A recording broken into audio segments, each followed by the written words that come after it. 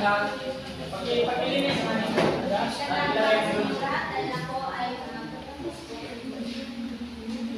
bawat hakbang o sa ibang buhay, may dalang pangarap para sa aming pamilya.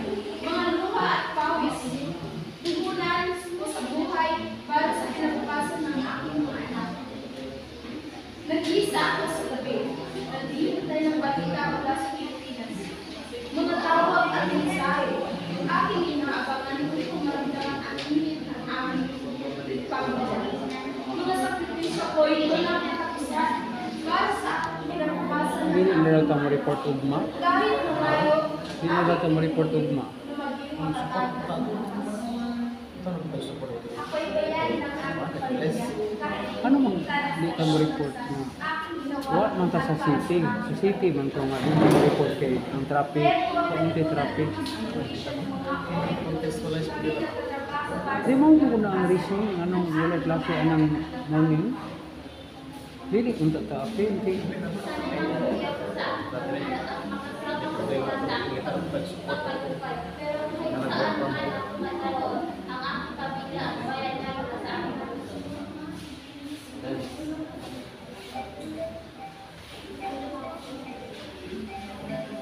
Adha, where are you? Go clean my room. English.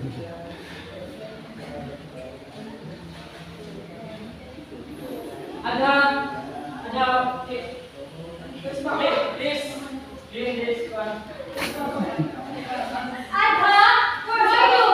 Go. Give me some water. Oh my God, Adha!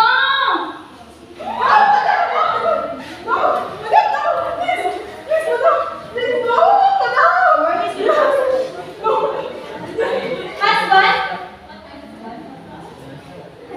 Where is your passport? Give me your passport. No, please. May passport. May passport mo daw.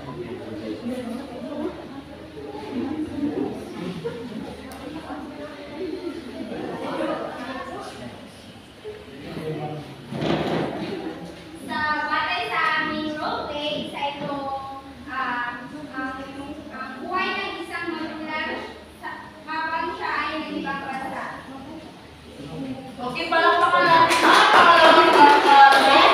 So, bibigyan natin sila ng ating ito sa nilalaman sa kanilang lubos sa wangka. May malalim na pag-unawa at kumpleto at impormasyon na kanila inilahan. Meron din sila 5 puntos sa pagkamalikais sa